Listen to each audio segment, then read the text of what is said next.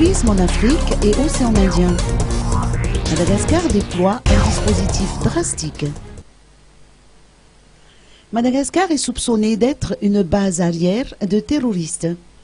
Raison pour laquelle les autorités du régime mettent en place des dispositifs de sécurité imposants et renforcent les liens de coopération avec les pays étrangers. Le suivi et contrôle minutieux des circulations monétaires rentre dans le cadre de ces dispositifs. Pour ce faire, le SAMIFIN est chargé de prévenir les opérations de blanchiment d'argent. Lamna Boutou Tsaradi, directeur général de SAMIFIN, donne plus d'explications à ce sujet. En ce qui concerne le SAMIFIN, nous sommes en charge de la lutte contre le financement du terrorisme. C'est un aspect des activités de terrorisme, mais axé sur le volet financement. Je ne saurais parler au nom de la structure dédiée à cette lutte qu'est la SNOLT auprès de la primature. Maintenant, on peut quand même dire que Madagascar, malheureusement, figure parmi les pays à risque. Pays à risque non pas vraiment par rapport à d'éventuels actes de terrorisme comme on a suivi ces derniers temps près de pays étrangers, touchant du doigt que ça n'arrive pas à Madagascar maintenant, risque surtout par rapport au fait qu'il y a des possibilités que Madagascar soit un pays qui serve de base arrière des actions terroristes. Donc, on a mis en place un ensemble de programmes qui est dans la SNOLT à la charge de mettre en œuvre.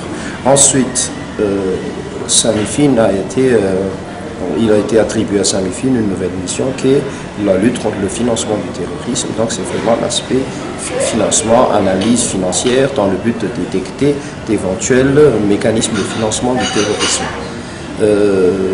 Donc on est dans cette phase-là. Concernant le SAMIFIN, on est en train de finaliser un certain nombre de réformes pour adapter la structure actuelle, le système actuel aux besoins de cette nouvelle mission, ainsi qu'aux besoins de lutter contre les manifestations actuelles du blanchiment. Il faut dire que Madagascar étant un pays à faible taux de bancarisation, donc on gagne à s'adapter à cet aspect des choses et donc d'adapter nos approches par rapport à ce faible taux de bancarisation. La plupart des blanchiments de capitaux, des actions de blanchiment de capitaux ne passent pas forcément par le système financier légal, je dirais. Donc il faut que l'on s'adapte pour être à même de détecter, quand bien même ces manifestations de blanchiment, détecter par là même des éventuelles actions de financement du terrorisme et donc de pouvoir nous saisir de ces cas, donner les renseignements nécessaires à l'autorité judiciaire pour donner suite à nos actions. Donc on est dans cette phase de réforme, on est en train de finaliser en interne et les résultats, en tout cas les réflexions en interne seront communiquées à qui de droit. Ça nécessite l'implication de tous les acteurs pour avoir un système qui soit fonctionnel et qui nous permette d'avoir de meilleurs résultats, tant dans le financement du blanchiment de capitaux que dans la lutte contre le financement du terrorisme.